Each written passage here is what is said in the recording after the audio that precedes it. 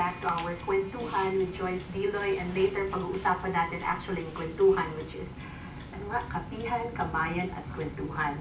So, let's go back to West Bay. Yung mga programs, I was going through your website, ang dami. Hindi lang sa seniors, meron din sa youth, meron din sa family.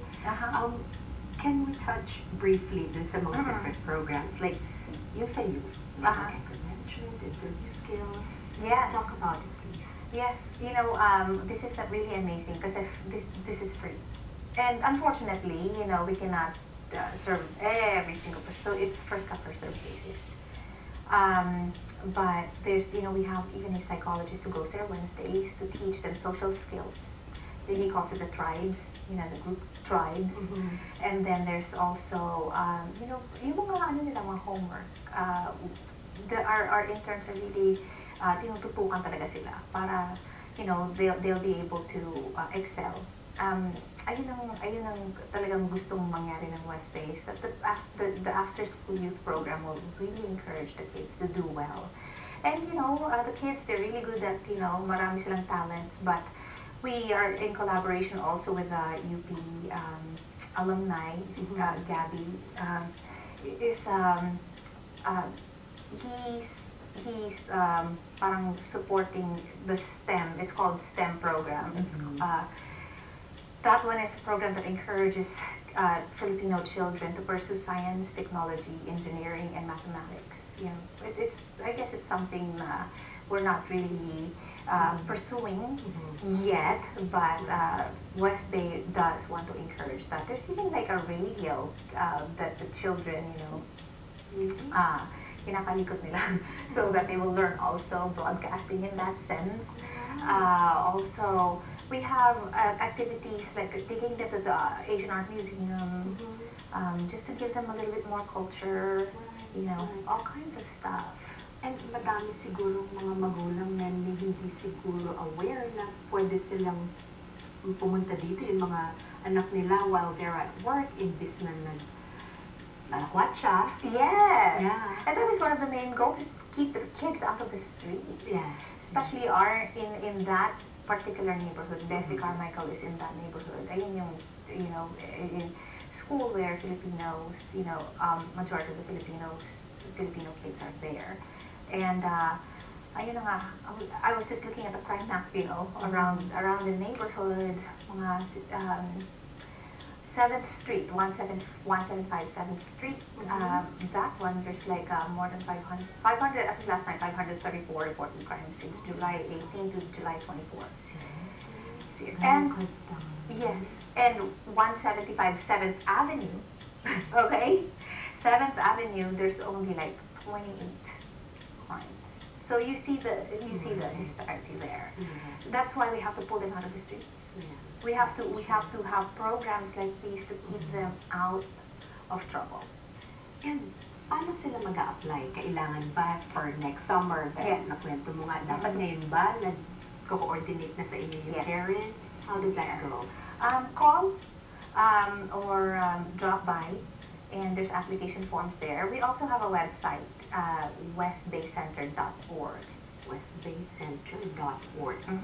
Yes, and so we can send, if you email, we will send, you know, copy ng application forms. Meron bang certain qualifications o dapat resident ng South of Market? Dapat bagong dating? First come, first served basis. Oh, okay. Yes. Well, mapunta naman tayo sa family support. You have case management, parenting classes, employment assistance. Kwentuhan mo kami tungkol dun sa mga services na to para naman dun sa mga parents. Yes, you know, we've had actually parent support groups. Sometimes mga mandated pa nga you know, of course, so that they can get their kids back from the CPS. You know, they have to get a certification that they were able to take classes from our agency, that they've gone through parenting programs. CPS being child protector. Yes. Yes. So may mga Filipino kids din talagang napupunta doon. Unfortunately, yes. But there's also, there's also parents who go there because they just really want to be educated. Right. They want to be knowledgeable, how to raise their children in two cultures. It's really, it creates a lot of course, it creates a lot of conflict, because when kids come from the Philippines and they arrive here, and the culture is very different, and they want to fit in, but the parents don't want them to because they don't like what they see, So there's a lot of culture, and some parents come and, how do I deal with this? And so that's part of the classes. Paano, ano yung i-expect ng parents pag tatawag sila or mag-walk-in? Ano yung expectations from them? Kasi alam mo naman tayong mga Pilipino, medyo ano din tayo, private din tayo, may stigma rin na to ask for help sa parenting. Unfortunately, yes. Diba? So ano yung i-expect nila? Well, you know what, right now, we don't have that as an ongoing thing. But whenever Nina, has that kind of program and she wants to do a group, we have time to be able to do that, or we're able to put it in the schedule to have like an 8-week parenting class. We send out the information, we disseminate information, and get people to come, whoever is interested. Parenting class na. Kasi mga magulang natin, nadidinig natin sabihin, wala naman nagturo, wala naman libro sa pagiging magulang. Ayan, may parenting classes na. Wala naman excuse. Yeah, exactly. Yeah, and it's really interesting. And then there's also people who just arrived, they need jobs. They need help with their resume. How do they? Yes, and we've done that, Sabi. We've done that many times. Just sitting down with people and typing away, and yung mga experience mo, this is the way you would want to present it para mas mabango ka sa mga employers, and just things like that. Or there are also sometimes, may mga some people who are here, who've overstayed and walang mapuntahan because of they need the health, healthcare, ganyan, and we're able to refer them to places where they can also, parang hindi naman sila makapahinga naman ganyan, but they're so afraid to come because they think that we report, but we're in San Francisco, and so they can have access. But ayun na nga, those are just several of the services that we have. Dami naman services.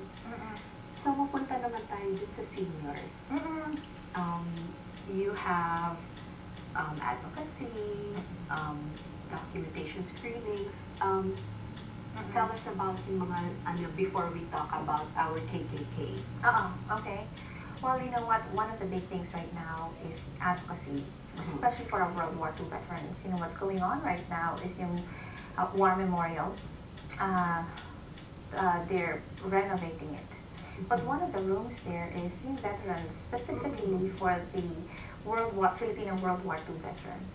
And, unfortunately, it's going to get gutted out. And we are not guaranteed that we will have a space back for those artifacts, relics.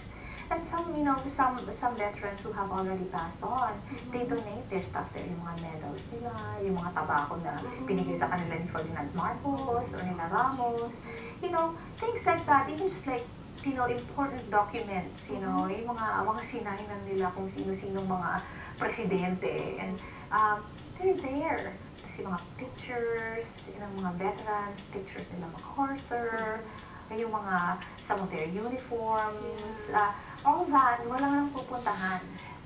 Sigurado na ba to? O meron pa bang pwedeng gawin yung community para, to fight for this na ma-retain? Well, just recently we lost that one. Talagang it's going to push yung gutting out ng room. It's room 126 sa War Memorial. But I think Rudy is still pushing to still have at least something in place for the things for the seniors. Oh my.